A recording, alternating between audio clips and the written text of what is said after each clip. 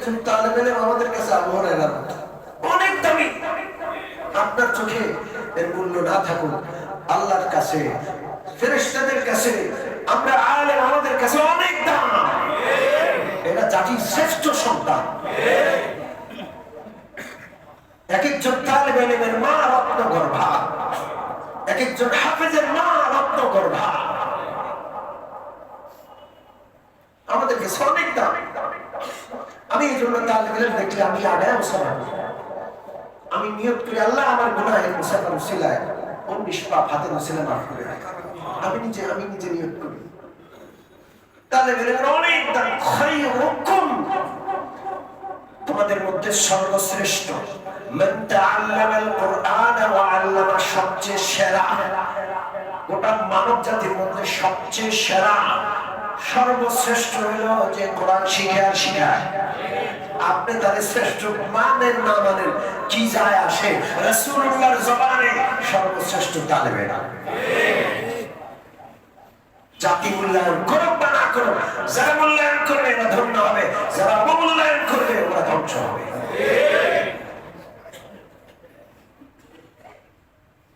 সম্মানিত উপস্থিতি, এই জন্য ইলমে দ্বীন শিখবো ইনশাআল্লাহ, শিখবো।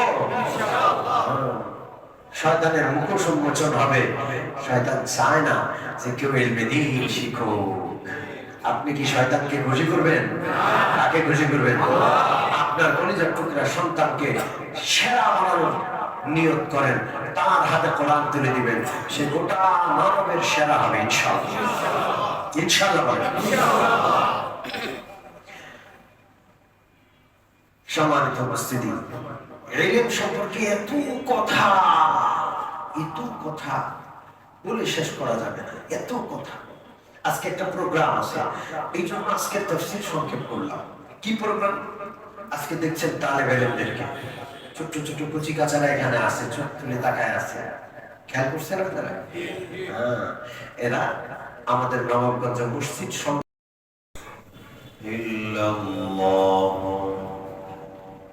ونشهد أن سيدنا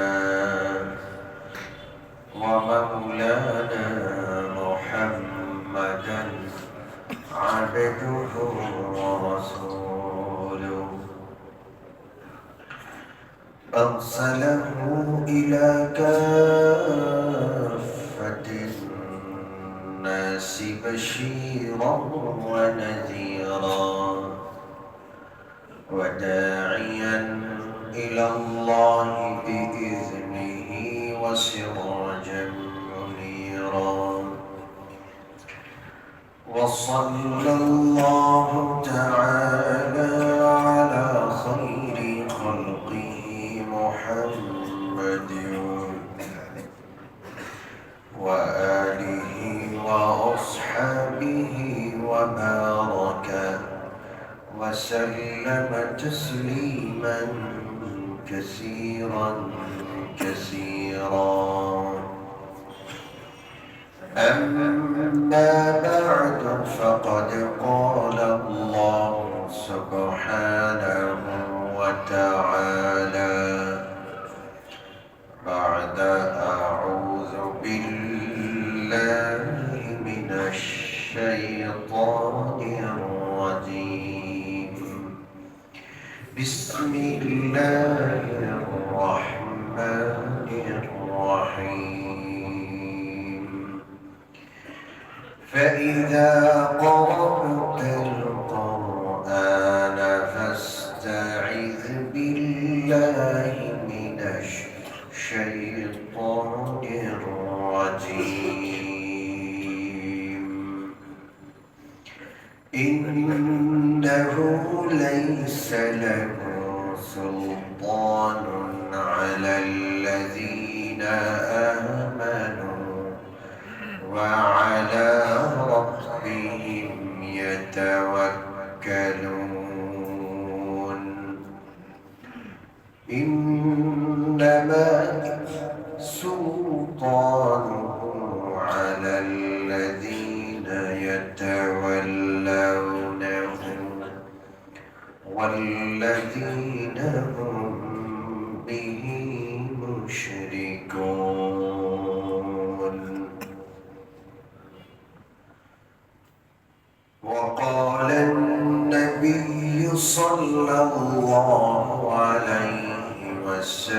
يعلم من جاءه الموت وهو يطلب العلم ليحيي به الإسلام فبينه وبين النبيين درجة واحدة أو كما قال عليه الصلاة والسلام سبحانك لا علم لنا إلا ما علمتنا إنك أنت العليم الحكيم رب اشرح لي صدري ويسر لي أمري واحلل عقدة من لساني يفقه قولي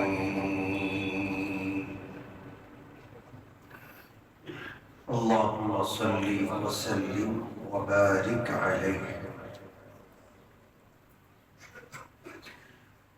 সম্মানিত মুসল্লিয়ান কিরাম আউযু বিল্লাহি মিনাশ শাইতানির রাজীম এর তাফসীর চলছে। এই আয়াতে বান্দা আল্লাহ তাআলার নিকট মারদুদ শয়তানের চক্রান্ত থেকে আশ্রয় চায়,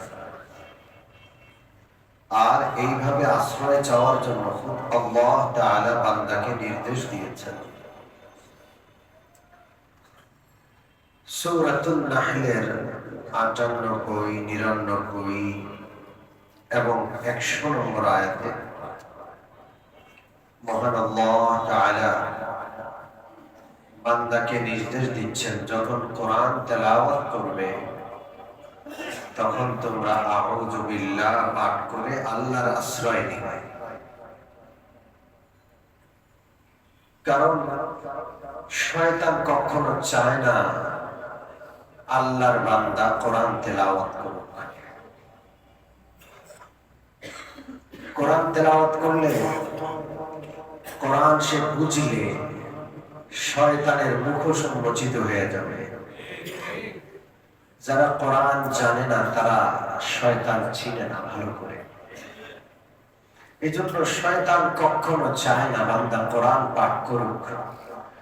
এই জন্য কোরআন পাঠ করতে মনে চাইলেই আল্লাহর আশ্রয় নিয়ে এরপরে পাঠ করলে আশা করা যায় শয়তান বান্দাকে কোরআন থেকে দূরে সরাতে পারবে। কোরআনের মাধ্যমে বান্দা শয়তানের ইতিহাস জানবে, শয়তানের পরিচয় জানবে, কখন থেকে শয়তান দুশ্মনী শুরু করেছে, শয়তানের দুশ্মনী কতদিন যাবত চলবে, কখনো বন্ধ হবে কিনা, শয়তানের টার্গেট কি বান্দাকে নিয়ে, আদম সন্তানকে নিয়ে শয়তানের কি টার্গেট, শয়তান আদম সন্তানকে কোন গন্তব্যে পৌঁছাতে চায়, এই সব কিছু কোথায় আছে? জোরে বলেন। আর কোন কিতাবে আছে? কলেজ ভার্সিটির কোন বইতে আছে?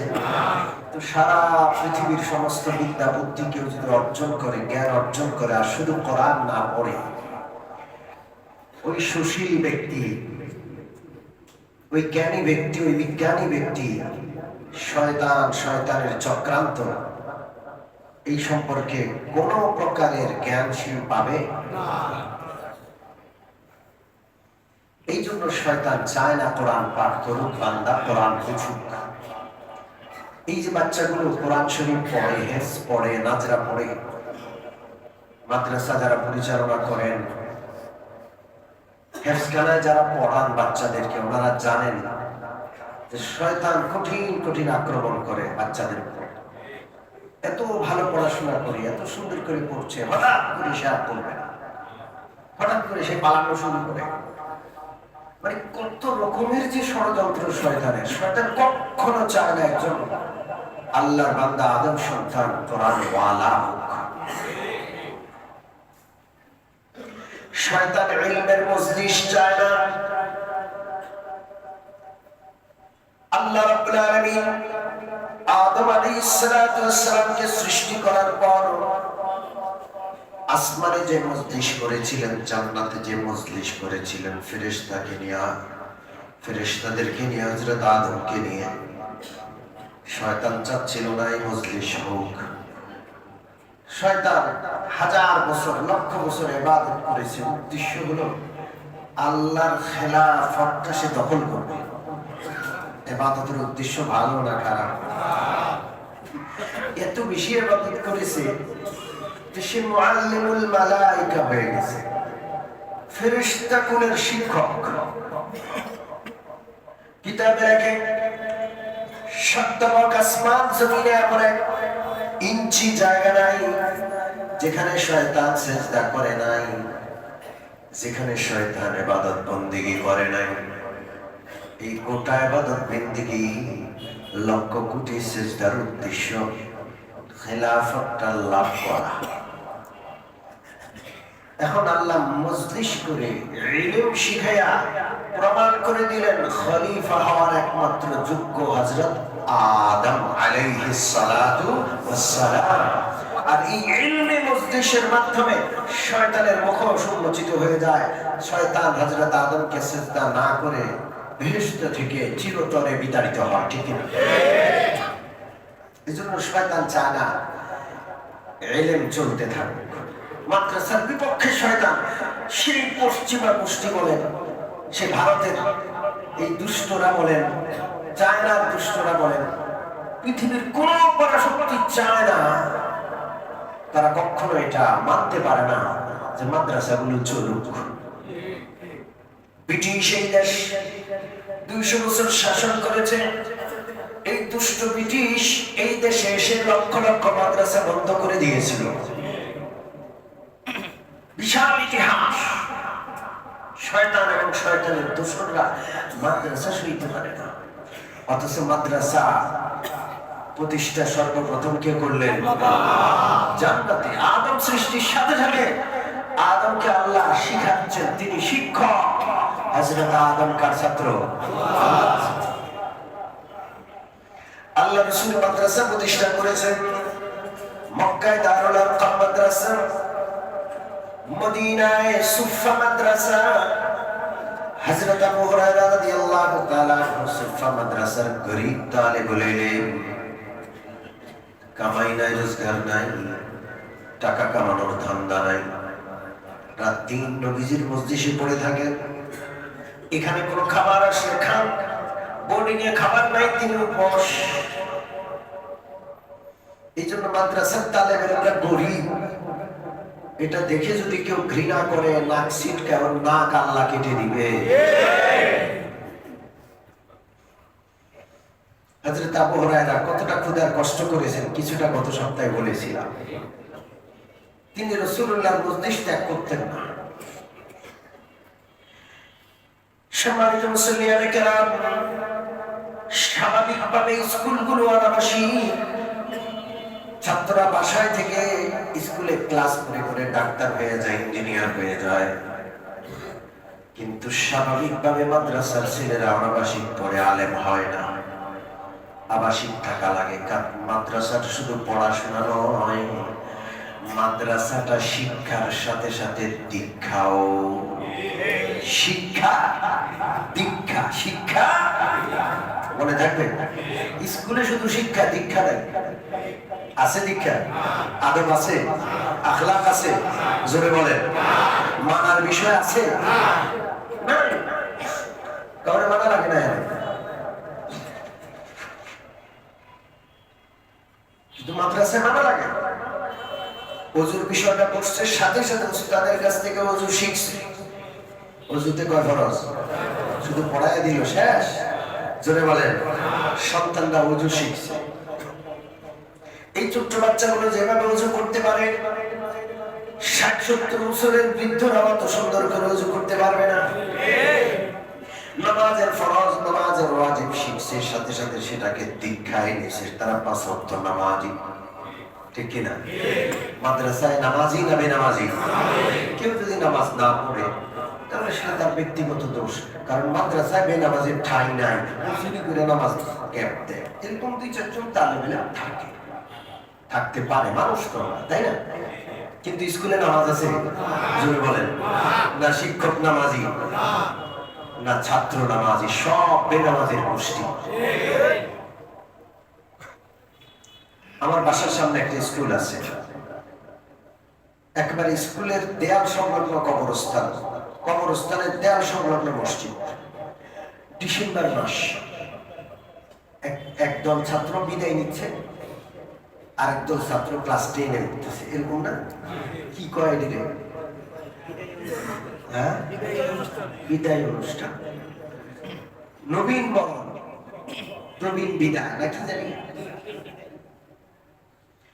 এত জোরে গান ছাড়ছে, আমার মনে হয় মুখ দ্বারা কাঁপা শুরু করছে। কারণ কিসের সাথে লাগানো? কবরস্থানের ওয়ালের সাথে স্কুলের ওয়াল লাগানো। না শিক্ষকের অনুভূতি, না ছাত্রদের অনুভূতি। আল্লাহ, কি বলবো? কিসের শিক্ষা? এটি শিক্ষা করে, এগুলোকে শিক্ষা বলে? যে শিক্ষার সাথে দীক্ষা, এটা কিসের শিক্ষা? এখানে জানার দীক্ষা হয়, এখানে ট্রান্সজেন্ডার শেখানো হয়, আরো কত কি শেখানো হয়, সুদ শেখানো হয়, আল্লাহর সাথে যুদ্ধ শেখানো হয়।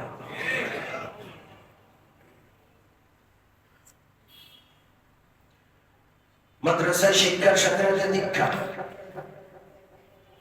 এই জন্য হযরত আবু হুরায়রা রাদিয়াল্লাহু তাআলা আনহুর মত যে সকল তালেবে ইলম মাদ্রাসায় আবাসিক থাকে তারা আলেম হয়ে যায়, অনাবাসিক থাকলে বড় কঠিন। 24 ঘন্টা একটা পরিবেশ, ঘুম থেকে কয়টা উঠবে মাদ্রাসায় লেখা আছে, উস্তাদ উঠে যায়, ছাত্র উঠে যায় ফজরের আজানের আগে, ঠিক কিনা? ফজরের নামাজ হয় না? হয় না? নাবালেগ 5 বছরের বাচ্চাদের মাদ্রাসায় দিয়েছেন, ও ফজরের নামাজ পড়তে হয়, নামাজে নির্দিষ্ট সময়, আবার দিনের বেলায় ঘুম, নির্দিষ্ট সময় খাবার। বাচ্চাদেরকে খানা খাওয়ানো কত কঠিন মা বাবারা জানে, কিন্তু একটা বাচ্চা যখন মাদ্রাসায় আবাসিক থাকে অন্য বাচ্চাদের সাথে খাইতে বসে, সবার খাওয়া দেখতে দেখতে সেও খেয়ে ফেলে। কথা কি বুঝতে পারছেন? আমরা দীক্ষা দিই, নামাজ শিখাই, রোজা শিখাই, তাহারাত পবিত্রতা শিখাই, আদব আখলাক শিখাই। আমাদের মাদ্রাসার উস্তাদদের 24টা ঘন্টা ছাত্রের পিছনে লাগে। এক একজন তালেব ইলম ধীরে ধীরে ধীরে ধীরে পড়ে উঠে। গড়তে অনেক কষ্ট, ভাঙতে কোনো কষ্ট নেই। একটা গ্লাস চায়না থেকে গড়ে এসেছে, জাপান থেকে গড়ে এসেছে, কিন্তু এই গ্লাসটা ভাঙতে জাপান যাওয়া লাগবে না, এখানেই ফেলে দেন, ভেঙে যাবে।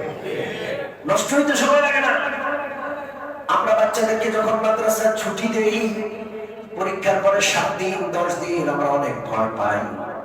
আমার বাচ্চাটা যখন মাদ্রাসা থেকে বাসায় আসে, আমি নিজে বাবা, আমি সবসময় ভয়ে থাকি সে আসছে কিনা, নামাজ পড়তে যাচ্ছে কিনা, নামাজের থেকে সে ঠিক মতো ঘরে আসছে কিনা, নাকি অন্য ছেলেদের সাথে ঘুরতে চলে যাচ্ছে, আমি ভয় পাই।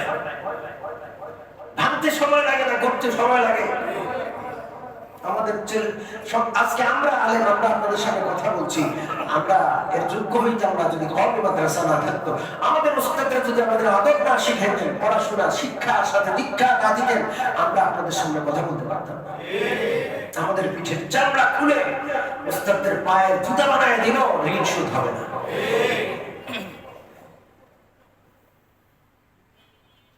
হযরত আবু হুরায়রা রাদিয়াল্লাহু তাআলা রাসূলুল্লাহর মাদ্রাসা, সুফা মাদ্রাসার আবাসিক গরীব ছাত্র, যাকাত তিনি গ্রহণ করেন, যাকাত খান। কি খান? যাকাত খান। এই জন্য খবরদার, মাদ্রাসায় যাকাত দিতে যারা নিষেধ করে তারা সরাসরি আল্লাহর বিপক্ষে যায়, রাসূলুল্লাহর বিপক্ষে যায়।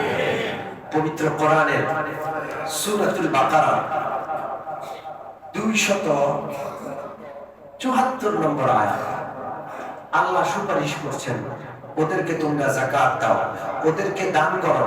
যারা আবু হুরায়রার মতো উহসিনু ফি সাবিলিল্লাহ, যারা নিজেকে আবদ্ধ রাখে আল্লাহর রাস্তায়, লা ইস্তাতিউনা দারবান ফিল আরদ, তারা কামাই রোজগারে নামতে পারে না, এদিক সেদিক যাইতে পারে না, মাদ্রাসায় আবদ্ধ। কারণ ওই ছেলেটা যদি মাদ্রাসায় 24 ঘন্টা না থাকে সে হাফেজ হবে না, ছেলেটা যদি মাদ্রাসায় 24 ঘন্টা না পড়ে সে বড় আলেম হবে না। এজন্য তাকে সেখানে আবদ্ধ থাকতে হয়। আর এই আবদ্ধ থেকে যারা দ্বীনের ইলম শিখছে, দ্বীনের কাজ করছে, তারা আল্লাহর সুপারিশ মতে যাকাত হোক, দান হোক, সাদাকা হোক, সবার আগে পাওয়ার উপযুক্ত। আর আপনি কোন মাদ্রাসায় যাকাত দিন? আছে না নাই? আমার প্রিয় জাতপন্থী ভাইরা, ওনারা মাদ্রাসায় যাকাত দিতে নিষেধ করে। একটা ফতোয়া আছে, মাদ্রাসায় যাকাত দিলে নাকি যাকাত আদায় হবে না। আল্লাহ সাদকে হেদায়েত করুন। উনি চান না যে মাদ্রাসাগুলো সচল থাকুক। মাদ্রাসাগুলোতে বেশিরভাগ তালেব ইলম হযরত আবু হুরায়রার মতো।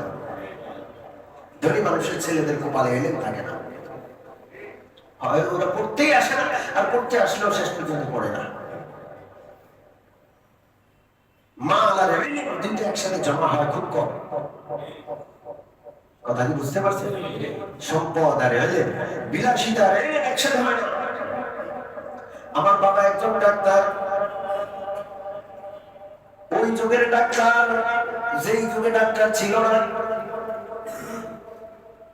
ওই সময়ের ডাক্তার, স্বাধীনতার আগে, স্বাধীনতার পরের সময়। আমি ধনীর সন্তান। আমার তালেব ইলমি জামানায় আমার বাবা আমাকে তোষক বানায় দেয় না। আমি খাতায় শিখছি, কাঁথায় কাঁথায়। আমি তো ছোট্ট মানুষ, বুঝতাম না। আমার বড় ভাই আব্বার কাছে দাবি করছিলেন যে আব্বাজান একটা তোষক বানায় দেন। আব্বাজান বলছেন, আমি গরিবের ছেলে, কাঁথায় থেকে ডাক্তারি পড়ছি, তোমরা ইলম শিখতেছো, ইলমের সাথে মুশাক্কাতের সম্পর্ক, মুজাহাদার সম্পর্ক, তোষকে থেকে ইলম শিখা হবে না। বাংলাদেশে জালালাইন পর্যন্ত পড়ছি কাঁথায় থেকে। আমাদের সাথীরা এসে বলতে, ডাক্তারের ওষুধ কাঁথার মধ্যে শুয়ে শরম লাগে না? আমারে বলতে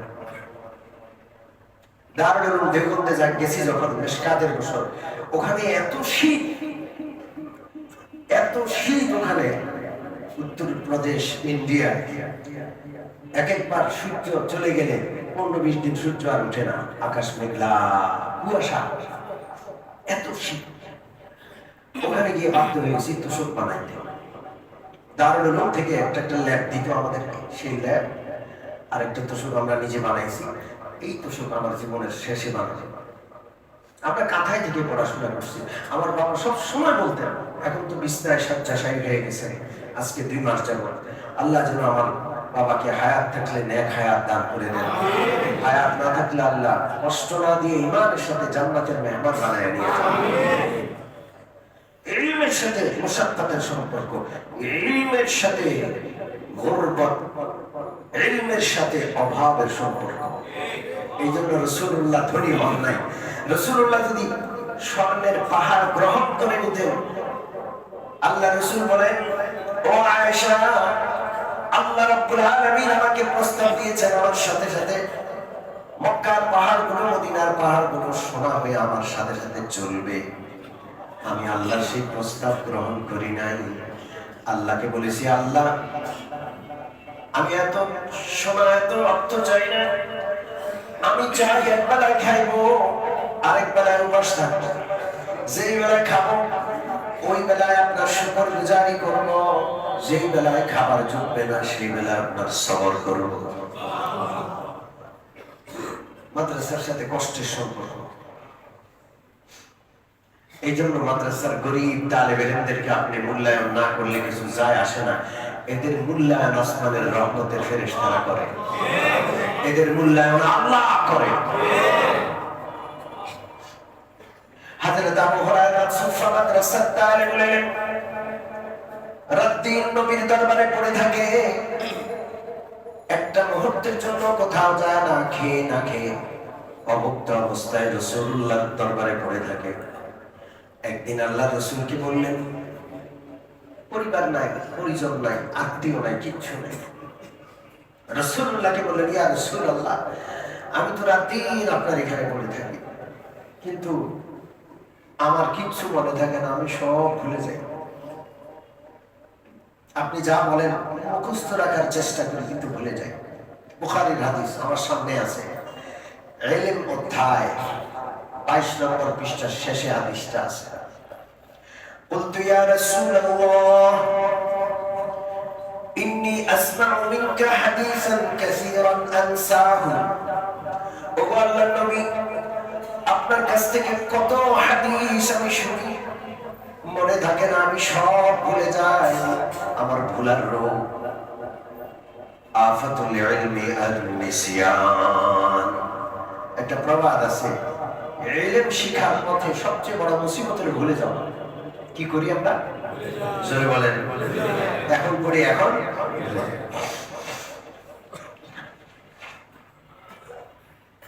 আল্লাহ রাসূল সাল্লাল্লাহু আলাইহি ওয়াসাল্লাম বললেন, উবসুত রিদাআকা, আবু হুরায়রা তোমার চাদরখানা খুলে একটু বিছাও। চাদরখানা খুলে একটু কি করো? জোরে বলেন। শিক্ষক হতে হয় মার বাবা দুজনের দয়া মায়া নিয়ে। ঠিক না? স্কুলের শিক্ষকরা কি এমন কথা কয় না, খালি পয়সা চাই, কোচিং কোচিং, ঠিক না? আর মাদ্রাসার উস্তাদরা বাচ্চা পেশাব করে দেয়, মাও নাই বাবু নাই, পরিষ্কার করে কে? উস্তাদ। বাচ্চা গোসল করতে পারে না, শিখায় দেয় কে? দাঁত, ছোট বাচ্চাদের দাঁত পড়ে, জানেননি আপনারা? ঠিক মতো না হালাইলে একটার উপর দিয়ে আরেকটা পড়ে যায়। দাঁতের খবর রাখে উস্তাদ, আমার এই বাচ্চাটা, এই ছাত্রটা ছোট্ট, মা বাবা রেখে গেছে, ওর দাঁত না একটা ভিতর দিয়ে আরেকটা উঠে যায়, খবর রাখে। গোসল করতে পারে না, সন্তানটাকে নিজের সন্তানের মতো করে ওস্তাদে গোসল করায় দেয়। খাইতে জানে না, ওস্তাদ তাকে খাওয়ায়া দেন। এত আদর করে করে বাচ্চাদেরকে মানুষ করে।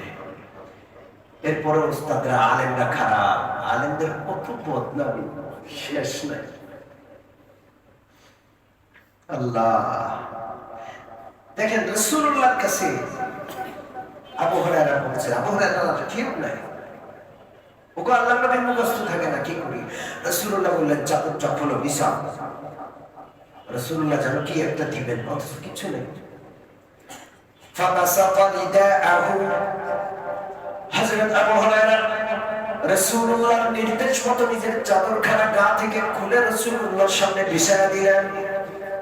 ফাকারাফা বিয়াদাইহি, আল্লাহর হাবিব সাল্লাল্লাহু আলাইহি ওয়াসাল্লাম কি জানি এভাবে রাখলেন, হাতে কিন্তু কিচ্ছু নাই। কি জানি রাখলেন, হাতে কিচ্ছু নাই, এইভাবে ইশারা দিয়ে কি জানি রাখলেন। আল্লাহর হাবিব বললেন, জম্মি, চাদরটাকে গুটায়া নিজের বুকের মধ্যে মিলাও। ফাযমানতুহু, আবু হুরায়রা বলেন, আমি এমন ভাবে চাদরটাকে গুটাইলাম যেন সব সম্পদ আল্লাহ রাসূল দিয়েছেন, সুন্দরভাবে কোণাগুলোকে একত্র করলাম। ফাযমানতুহু, আমি চাদরটাকে গুটাইয়া নিজের বুকের সাথে আমি লাগাইয়া চোখটা বন্ধ করে রাখলাম।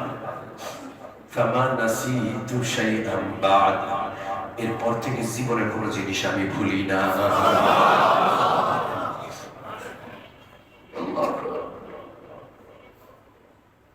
ওই আবু হুরায়রা যাকাত খাওয়া মানুষ, কি খাওয়া মানুষ? যাকাত খাওয়া। আমাদের